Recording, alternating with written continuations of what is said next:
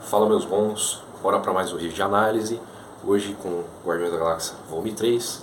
Fiz umas melhorias aqui no estúdio do canal para trazer vídeos com mais qualidade, com melhor iluminação. Agora tem uma TV aqui também.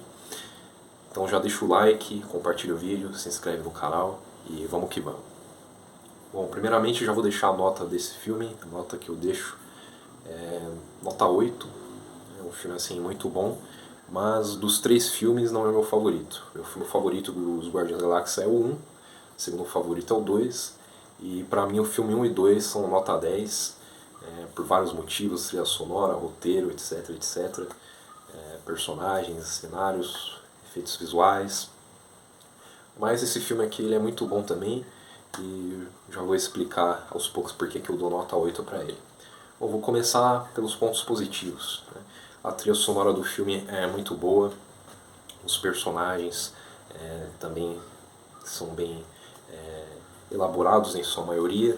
Os novos personagens acabamos vendo um pouco mais sobre eles, personalidade, participação, influência na equipe. E os uniformes também a gente pode falar que são muito bons, né? São os uniformes clássicos dos Guardiões da Galáxia, né? Que é azul, vermelho, com logotipo amarelo, né? Logotipo dourado. E foi muito bom o James Gunn fazer essa homenagem aos quadrinhos, porque a Marvel, na fase 4 para cima, ela tá homenageando muito assim os quadrinhos, trazendo os uniformes clássicos. Isso a gente viu em WandaVision, viu um pouco rapidamente ali no Thor, Amor e Trovão, os Eternos um pouco assim, né, com os uniformes mais coloridos e tal. Mas os Guardiões da Galáxia estão bem fiéis aos quadrinhos uniformes, gostei bastante. Mostra assim que é uma equipe mesmo, né, que agora é uma equipe bem definida com um uniforme e tal, então eles vão ser conhecidos pela galáxia com esse uniforme, porque antes eles começavam fazendo os filmes com uniformes assim mais modernos, né, uniformes não tão fiéis aos quadrinhos, né, pra também não deixar a galera, eles tinham a preocupação da galera estranhar muito, achar os uniformes meio cafona, mas mesmo eles imitando agora os uniformes, homenageando os uniformes, não tá cafona, tá bem legal assim, eles pegam, fazem os uniformes igual as HQs e fica ainda melhor que as HQs, né? Fica aquele tecido assim bem realista, né? Bem bonito, bem brilhante, bem feitinho. Então tá muito top os uniformes dos Guardiões da Galáxia. Bom, outro ponto positivo é a trilha sonora. A trilha sonora é muito boa, mas eu gosto mais da trilha sonora do 1 e do 2, acho que é melhor do que a do 3.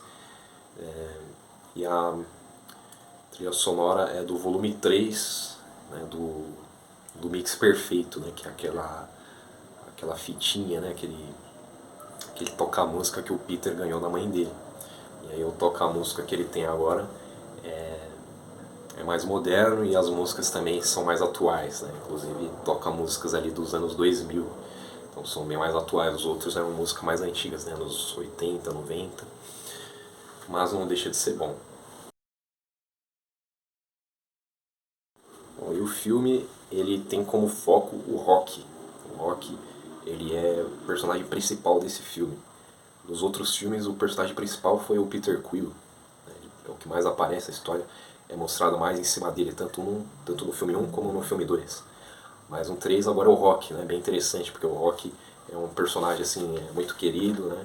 É um dos personagens principais que mais se destacam na equipe. E foi muito legal ver a origem do Rock, uma origem assim bem interessante e triste também, porque ele sofreu ali, né? Mostrou animais que passaram por experiências, né? E o filme ele faz uma crítica ao que acontece na realidade, né? Animais sofrendo experiências, animais sendo maltratados e tal.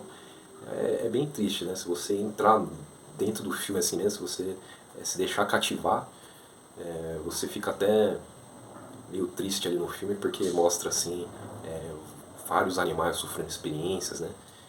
Infelizmente acontece, né?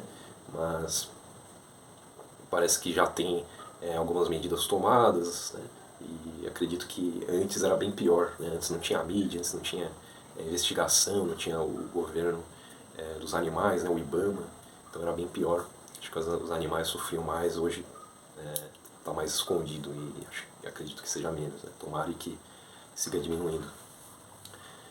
E o roteiro do filme é muito bom, né? O vilão é o autoevolucionário, primeira vez que aparece esse vilão, mas é um vilão já faz tempo, que ele foi criado na Marvel, desde antes dos anos 2000, já lutou contra os X-Men, já lutou contra Vingadores, né, Guardiões da Galáxia, então é um vilão de peso, e o filme ele mostra isso, ele mostra que é um vilão assim cruel, um vilão desgraçado, né, porque ele não tá nem aí pra ninguém, ele maltrata os animais, maltrata os funcionários dele, né, os capangas dele, e o Rock acaba sendo mais inteligente que ele, e ele acaba tendo até inveja do Rock, e o foco do filme é isso, ele quer trazer o Rock de volta porque ele precisa do Rock para novos experimentos.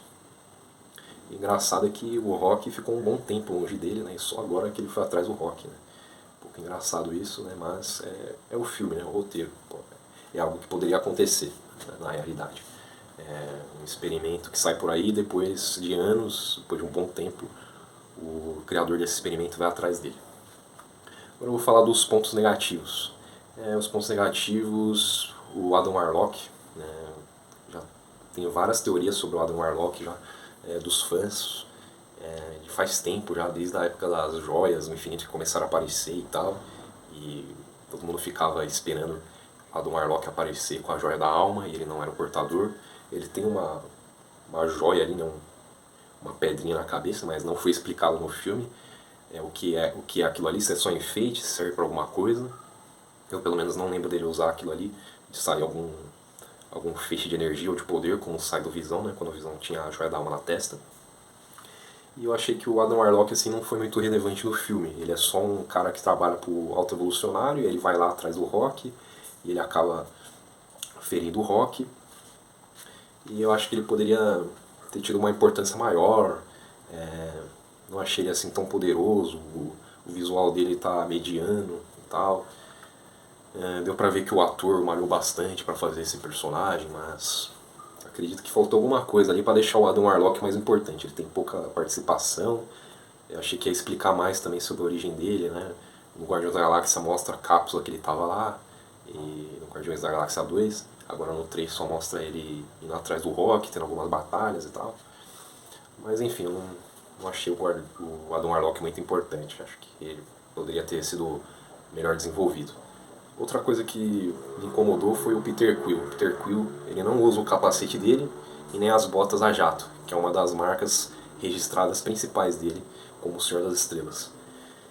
E uma das coisas que eu mais gosto nele são esses equipamentos dele, né, de alta tecnologia. Aquela máscara dele que permite ele viajar pelo espaço, né, sem congelar, sem ficar sem oxigênio. E aquelas botas a jato dele, né, que permitem ele voar e usar para combate também.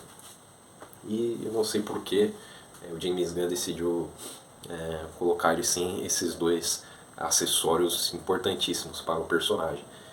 Eu acredito também, como foi um filme assim de despedida, entre aspas, né, de conclusão de trilogia, o ator pode ter assinado algum contrato para aparecer mais o rosto dele, porque tem muito isso em Hollywood e na maioria dos estudos e filmes, de que os atores eles fazem contratos para aparecerem o seu rosto por tanto tempo de tela, e sendo assim, quando eles têm bastante tempo de tela mostrando o rosto, eles são melhores reconhecidos e ganham mais dinheiro também, porque são direitos autorais, né, direitos de imagem, de rosto e tal. Acredito que pode ter sido por isso também, mas beleza, não quiseram colocar o capacete dele, ou o ator não quis, mas pelo menos poderiam colocar uma bota nele, né, aquela bota a jato para ele voar. Tanto que tem uma hora lá que ele e o Groot pulam da nave, e se ele tivesse as botas a jato seria muito melhor para poder executar o plano deles ali, a missão e tal. Mas não teve isso, infelizmente.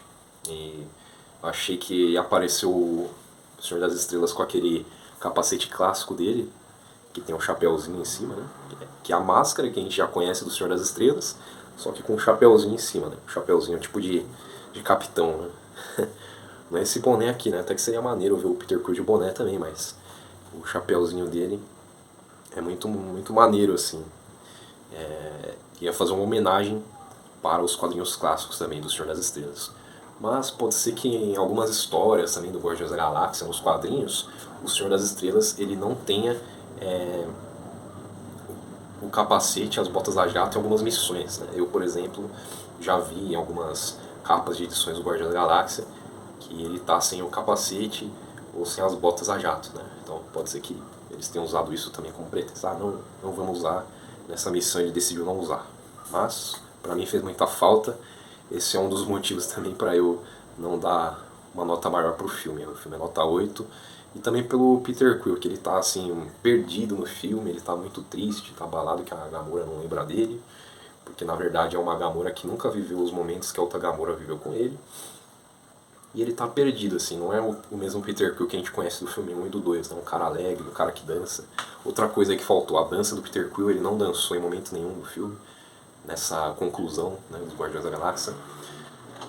E é uma coisa assim muito legal de ver dele, né, no filme 1, no filme 2, ele dançando, ele alegre e tal.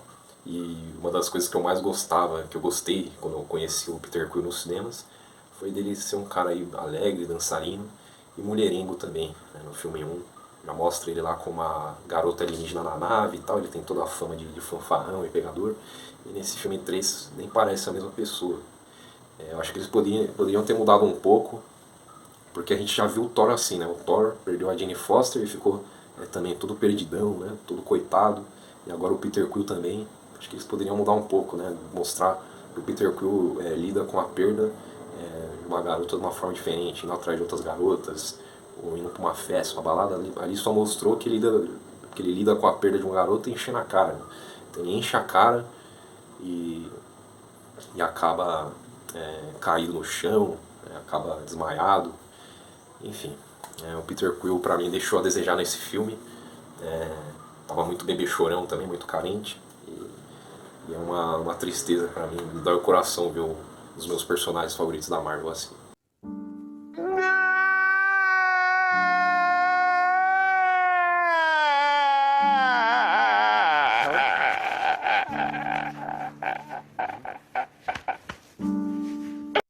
E uma outra coisa assim que eu percebi nesse filme é que ele não tem muito impacto assim nos eventos futuros do MCU, da Marvel. Ele é um filme mais fechado, que conta mais a história do Guardião da Galáxia, numa missão para salvar um amigo que está ferido, né, que seria o Rock, e não foi citado nada assim de uma ameaça maior vindo. Acho que eles poderiam ter aproveitado para falar que tem algumas notícias de planetas que estão sendo consumidos por um ser cósmico muito poderoso, né, que já daria indícios de que seria o Galactus, ou fazer alguma referência ao multiverso, mas não, eles fizeram um filme mais fechado, contando uma história só do Guardiões da Galáxia. Porque no filme 1 e 2 foi um filme mais aberto, que teve mais impacto para o universo da Marvel cinematográfico. Foram dois filmes que mostraram as joias do infinito. O pai do Peter Quill é um celestial, que tem muita importância, né, os celestiais para os filmes da Marvel. A origem do universo Marvel, né, tem os celestiais como os seus criadores. E eu acho que foi um filme mais fechado, eu gostaria que ele tivesse mais impacto no universo cinematográfico da Marvel, com mais referências e pontas soltas e mistérios para serem desvendados em outros filmes, né, como Vingadores, Guerras Secretas, ou algum outro filme do Guardiões da Galáxia que vai vir bem depois. Assim a gente espera. Mas o filme é nota 8. Acredito que o 1 e o 2 foi muito melhor, pelo menos pra mim. Acredito que muita gente também vai achar isso. Mas pelo menos não é um filme ruim. Não é um filme que terminou esculachado. Um filme que terminou mal feito. Feito de qualquer jeito, com piadas sem noção e forçadas. São piadas que encaixam muito bem no filme, como no filme 2 e no 1. É uma essência que o James Gunn criou e que funciona. E agora o James Gunn, o diretor dos filmes Guardiões da Galáxia, que contribuiu para o grande sucesso desses personagens, que ficaram mais famosos do que nunca, está indo agora para DC Comics, né, para a editora rival, o estúdio rival. E com certeza ele vai fazer um bom trabalho lá também, porque a DC está precisando. Né? Então a DC realmente contratou ele para poder salvar o universo da DC, como ele salvou os Guardiões da Galáxia, que não eram muito conhecidos. E o filme ele tem 2 cenas pós-crédito. Estou pensando aqui em fazer uns vídeos curtos, né, shorts, postar nas redes sociais, falando dessas 2 cenas pós-crédito, as teorias que eu tenho, do que vai acontecer, da importância delas. E tá aí, gente. Podem assistir o filme, tá aprovado, deixem aí nos comentários a opinião de vocês. E até o próximo vídeo.